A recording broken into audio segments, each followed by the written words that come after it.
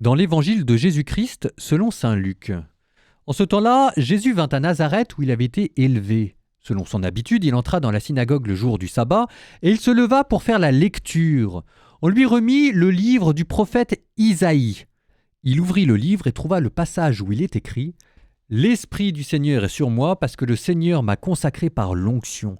Il m'a envoyé porter la bonne nouvelle aux pauvres, annoncer aux captifs leur libération et aux aveugles qu'ils retrouveront la vue.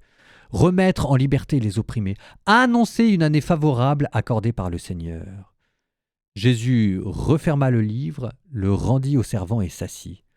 Tous dans la synagogue avaient les yeux fixés sur lui. Alors il se mit à leur dire « Aujourd'hui s'accomplit ce passage de l'Écriture que vous venez d'entendre. » Tous lui rendaient témoignage et s'étonnaient des paroles de grâce qui sortaient de sa bouche. Ils se disaient « N'est-ce pas là le fils de Joseph ?» Mais il leur dit « Sûrement vous allez me citer le dicton « Médecin, guéris-toi toi-même » et me dire « Nous avons appris tout ce qui s'est passé à Capharnaüm, fais donc de même ici dans ton lieu d'origine. » Puis il ajouta « Amen, je vous le dis. Aucun prophète ne trouve un accueil favorable dans son pays. En vérité, je vous le dis. Au temps du prophète Élie, lorsque pendant 3 ans et demi le ciel retint la pluie et qu'une grande famine se produisit sur toute la terre, il y avait beaucoup de veuves en Israël. Pourtant Élie ne fut envoyé vers aucune d'entre elles, mais bien dans la ville de Sarepta, au pays de Sidon, chez une veuve étrangère. Au temps du prophète Élisée, il y avait beaucoup de lépreux en Israël, et aucun n'a été purifié, mais bien Naaman, le Syrien. À ces mots dans la synagogue, tous devinrent furieux. Ils se levèrent, poussèrent Jésus hors de la ville et le menèrent jusqu'à un escarpement de la colline où leur ville est construite pour le précipiter en bas. Mais lui, passant au milieu d'eux, allait son chemin.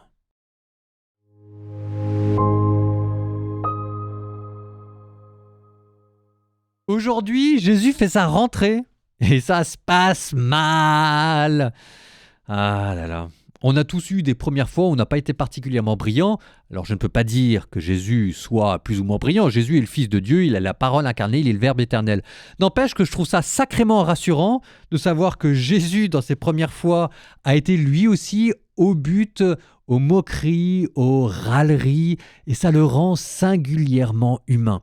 Je me dis que là, il y a peut-être un motif pour nous rassurer, pour nous consoler, pour nous bichonner les fois où nous avons peur de bien faire, les fois où nous avons peur de mal faire, les fois où nous avons peur de réussir, les fois où nous avons peur de rater. Et bien souvent, on rate et c'est la vie. C'est pas très grave. La seule chose que Jésus rajoute, c'est que, quitte à rater son entrée, autant la rater pour des bonnes raisons. Et c'est ce que Jésus fait. Vous regarderez l'Évangile.